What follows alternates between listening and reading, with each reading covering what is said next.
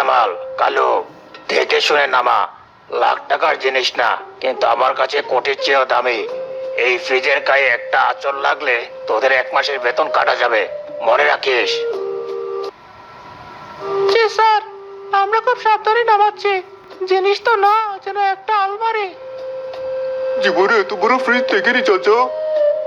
দেখবে কি করে, এই মডেল সারা উপজেলায় আর দ্বিতীয় পিস নেই। একেবারে ঢাকা থেকে অর্ডার দিয়ে আনিয়েছি, 350 লিটার। বুঝেছিস কিছু? কি ব্যাপার হাসেম ভাই, সকাল সকাল এত হুলস্থুল? বাড়িতে নতুন কিছু আসলো? আহ, আহ, আহ। আরে মতিন ভাই, আসেন আসেন। দেখেন, আল্লাহর রহমতে একটা নতুন ডিপ ফ্রিজ কিনলাম। কোরবানির ঈদ তো চলেই এলো। প্রতিবার গোস্ত রাখতে গিয়ে যে কি হয়রানি, এইবার আর সেই চিন্তা রাখিনি। আপনাদের ভাইয়ের শখ তো কম না মতিন ভাই। বললো এবার এমন গরু আনবো যে তার গোস্ত রাখতে আলাদা একটা ঘর লাগবে। ঘর তো আর বানানো গেল না, তাই একটা ফ্রিজই কিনে ফেললেন। মাশাআল্লাহ ভাবি, আল্লাহ আপনাদের আরো দিক। তা গরুকে দেখা হয়েছে? গরু? আরে গরুর কথা আর বলবেন না। এবার হাটে যাব না, একেবারে খামার থেকে আনাবো। আমার এক পরিচিত লোক আছে, ইব্রাহিম কন্ট্রাক্টর। তাকে বলে দিয়েছি সারা দেশের সেরা গরুটা যেন আমার জন্য রাখে। দাম যাই হোক, কোনো সমস্যা নেই। টাকা তো কামাই করি খরচ করার জন্য। এবার কোরবানির পর আমার বাপের বাড়ির সব আত্মীয়কে দাওয়াত দেব। আমার বড় ভাই ঢাকায় থাকেন, উনিও আসবেন। দেখবেন তার বোনের জামাইয়ের মুরত কেমন। আরে তোমার ভাই দেখবে কি, সারা গ্রাম দেখবে। দেখবে হাসিম শিকদারের কোরবানি কাকে বলে। কোরবানির গোস্ত শুধু 3 দিন না, আগামী 6 মাস ধরে খাবো আর মানুষকে দেখাবো। এটাই তো কোরবানির আসল মজা। তা তো ঠিকই। আল্লাহ আপনার কোরবানি কবুল করুন। আমি তাহলে আসি ভাই। আচ্ছা, আসেন। আর ঈদের দিন অবশ্যই আসবেন। দেখবেন আমার গরুটা জবাই করার পর কত মন গোস্ত হয়।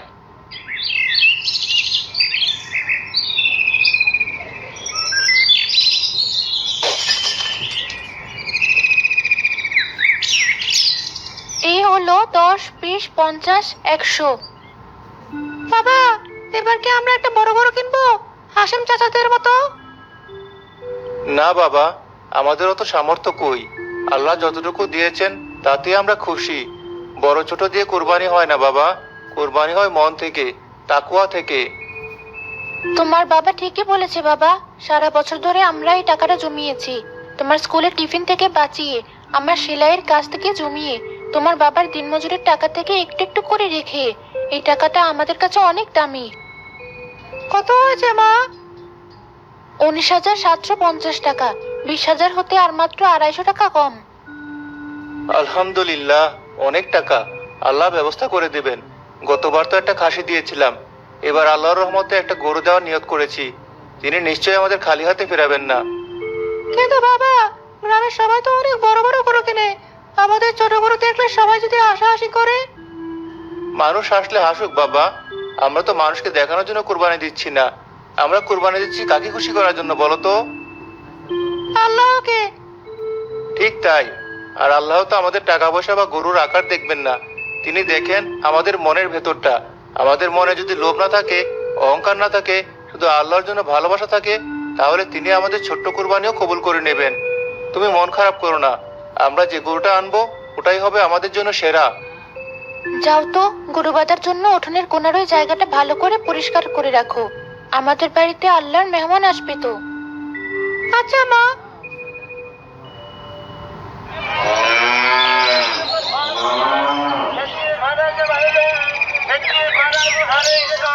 বাহ, জিনিস একটা এনেছিস বটে। একেবারে তেল চকচক করছে। নাম কি রেখেছিস এর? স্যার, এর নাম কালা পাহাড়। এর যত্ন হাতে রাজার মতো করেছে। আপনার মতো বড় মাপের মানুষের জন্য এই গরু। দাম কত চাস? এক কথায় বল, আমারও তো সময় নেই। স্যার, একদম 1.5 লাখ টাকা, 1 পয়সাও কম হবে না। হ্যাঁ, 1.5 লাখ বলিস কি? আমি এর দাম 1,30,000-এর 1 টাকাও বেশি দেব না। এই নে নগদ টাকা। দিবি তো বল, না হলে আমি অন্য গরু দেখবো। তোর এই গরু না কিনলে আমার কোরবানি আটকাবে না। স্যার, আপনি বলে কথা, সম্মান তো আর ফেলতে পারি না। ঠিক আছে, নিয়ে যান, কিন্তু সবাইকে বলবেন 1.5 লাখ দিয়েই কিনেছেন। সেটা তোকে বলে দিতে হবে না। এই গরু যখন আমার বাড়ির সামনে গিয়ে দাঁড়াবে তখন লোকে এটার দাম 2 লাখ টাকা বলবে। এই রফিক, জলদি তরি ধর।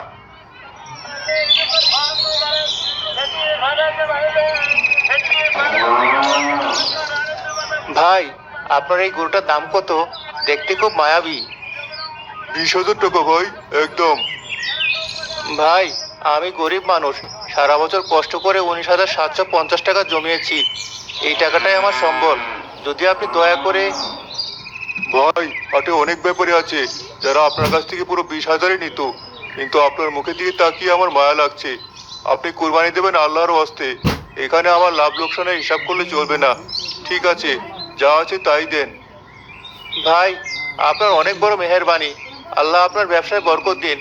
আমি আপনার জন্য সারা জীবন দোয়া করব। দোয়া আমার জন্য না, সবার জন্য কইরেন। যান, সাবধানে নিয়ে যান।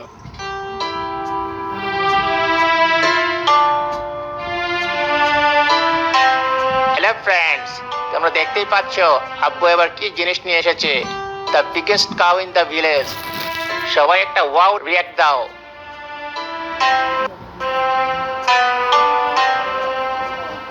আরে ওই দেখ, তুফাজুল কাকা ছাগল কিনে নিয়ে আসছে। এটা গরু নাকি হরিণের বাচ্চা? এই কি কুরবানি দিলে তো এক পাটি মাংস হবে না। কিরে তোফাজ্জল, শেষমেশে এই জিনিস পেলি? এর চেয়ে তো আমার কালা পাহাড়ের একটা পায়ের দামও বেশি। তোর ওই ছাগলের মতো গরু দিয়ে কি কোরবানি হবে? মাংস তো 2 কেজিও বের হবে না। লজ্জা করে না এই গরু নিয়ে গ্রামের ভেতর দিয়ে হাঁটতে? লজ্জা কেন করবে হাসেম ভাই? আমি তো চুরি করিনি, ডাকাতিও করিনি। হালাল টাকায় নিজের সামর্থ্য অনুযায়ী আল্লাহর জন্য কিনেছি। আরে রাখ তোর হালাল টাকা। টাকা থাকলেই হয় না, কলিজা লাগে, কলিজা। আমার মতো। যা যা, আমার গরুর সামনে থেকে তোর এই অপয়া জিনিসটা সরা। আল্লাহ তো পশুর গোস্ত বা রক্ত দেখেন না, তিনি দেখেন বান্দার নিয়ত আর মনের ভক্তি। আমার সাধ্য অনুযায়ী আমি আল্লাহর রাস্তায় কুরবানি দিচ্ছি। আল্লাহ চাইলে আমার এই ছোট কুরবানি কবুল করবেন। আপনার বিশাল কুরবানিও আল্লাহ কবুল করুন, এই দোয়া করি।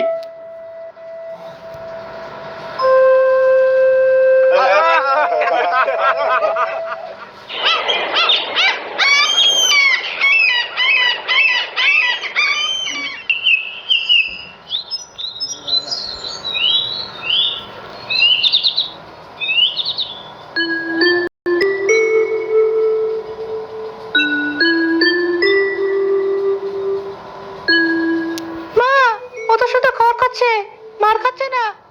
খাবে বাবা, খাবে। ও তো আমাদের বাড়ির মেহমান। কাউকে আল্লাহর রাস্তায় উৎসর্গ করা হবে। ওর কোনো অযত্ন যেন না হয়। ওর সাথে মায়া লাগিয়ে ফেলিস না রে পারভেজ। ও আমাদের কাছে আল্লাহর আমানত। আমি জানি বাবা, কিন্তু ও যখন আমার দিকে বড় বড় চোখ করে তাকায় আমার খুব মায়া লাগে। ও কি জানে কাল ওর কি হবে? আল্লাহ ছাড়া আর কেউ তা জানে না বাবা। আমাদের মনের ভেতর যে পশুটা আছে, লোভ, হিংসা, অহংকার, আসল কুরবানি হলো সেই পশুটাকে জবাই করা। তোমার বাবা ঠিকই বলেছে। এই যে হাসিম ভাই এত বড় গরু কিনেছেন, কিন্তু তার মনে যদি গরিবের জন্য মায়া না থাকে, শুধু দেখানোর ইচ্ছা থাকে, তাহলে ওই কোরবানির কোনো দাম নেই। আমরা আমাদের মাংস কি করব বাবা? আমরা ঠিক 3 ভাগ করব। 1 ভাগ আমাদের গ্রামের সবচেয়ে গরিব যারা, যেমন মতি পাগলার পরিবার, বিধবা সকিনা আপা, তাদের জন্য। আর 1 ভাগ আমাদের আত্মীয় স্বজন আর প্রতিবেশীদের জন্য। আর সবচেয়ে ছোট ভাগটা আমরা আমাদের জন্য রাখবো। মনে রাখবি বাবা, কুরবানির মানে হলো বিলিয়ে দেওয়ার আনন্দ।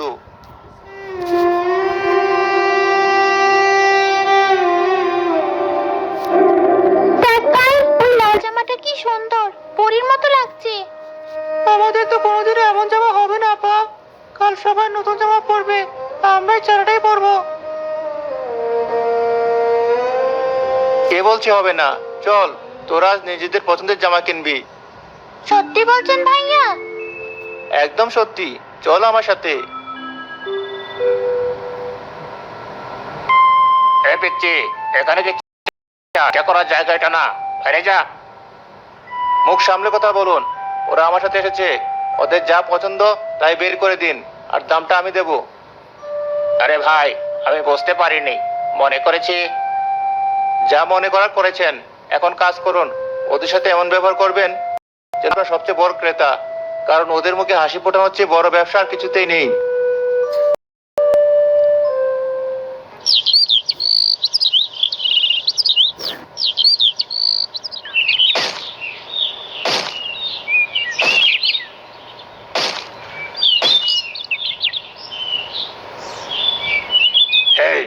কানের মাংস, সিনার মাংস আর পেছনের দিকের সলিড মাংসগুলো সব আলাদা করে বড় বড় টুকরা কর। ওগুলো সব সোজা নতুন ফ্রিজে যাবে। এক টুকরাও যেন এদিক ওদিক না হয়। আর গরিবদের জন্য? আরে, গরিবদের জন্য তো চিন্তা কিসের? ওই যে ঘাড়ের মাংস, চর্বি, হাড়গোড় যা আছে ওখান থেকে এক ঝুড়ি দিয়ে দিলেই হবে। এত টাকা কি ফকিরদের খাওয়ানোর জন্য খরচ করেছি?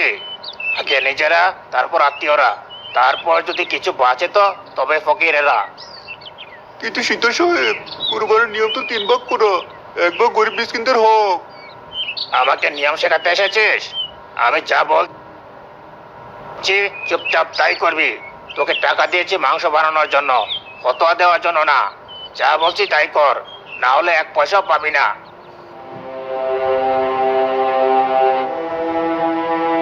চাচা, একটু গোস্ত দিবেন, আমরা এতিম। সকাল থেকে কিচ্ছু খাইনি।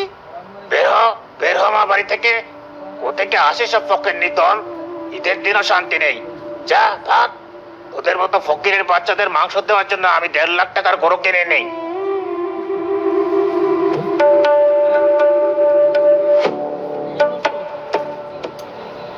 দাঁড়াও।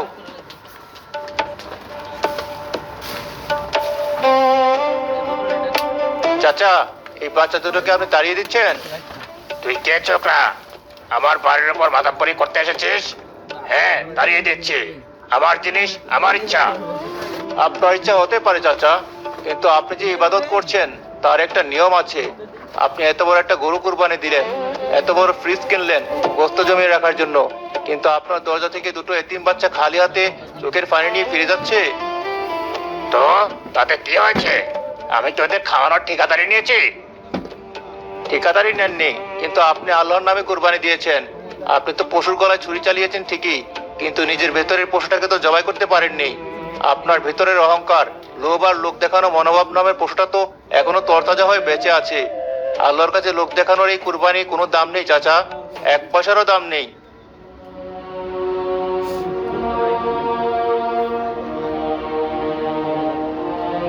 হাসেম ভাই, থামুন। আমি সব শুনেছি। সেলিম কোনো ভুল কথা বলেনি। আপনি ওই ছেলের পক্ষ নিচ্ছেন ইমাম সাহেব? আমি এত বড় একটা কোরবানি দিলাম, আর আপনারা সবাই আমাকে জ্ঞান দিচ্ছেন? আপনি কুরবানি দেননি হাসেম ভাই, আপনি নিজের অহংকার আর টাকার প্রদর্শনী করছেন। আল্লাহ পবিত্র কোরআনে স্পষ্ট বলেছেন, আল্লাহর কাছে কুরবানির পশুর গোস্ত এবং রক্ত পৌঁছায় না, বরং পৌঁছায় তোমাদের তাকওয়া। তাকওয়া মানে হলো আল্লাহর ভয়, পরহেজগারি, পবিত্র নিয়ত। আপনার নিয়ত যদি হয় গোস্ত জমিয়ে খাওয়া আর মানুষকে দেখানো, তবে এই রক্তপাত অর্থহীন।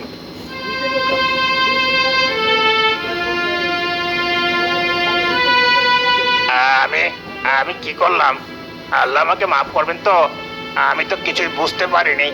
আমার এত বড় গরু, এত টাকা সব বিফল হয়ে গেল। তোবার দরজা সবসময় খোলা থাকে হাসেম ভাই, এখনো সময় আছে, নিজের ভুলটা শুদ্ধ করে নিন।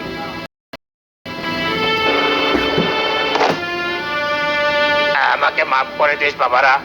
আমি শয়তানের ধোকায় পড়েছিলাম। আমি অনেক বড় পাপী। তোরা আমাকে ক্ষমা না করলে আল্লাহ আমাকে ক্ষমা করবেন না। চল আমার সাথে ভেতরে চল। আজ তোরা আমার বাড়ির সবচেয়ে বড় মেহমান।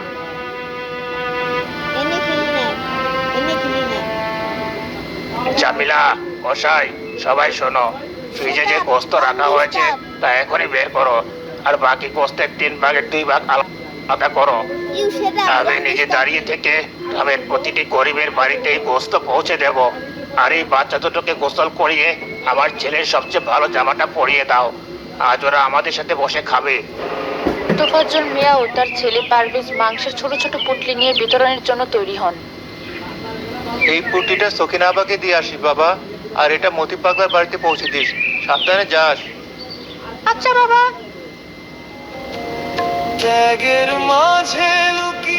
তো ফাজ্জল ভাই, আসতে পারি?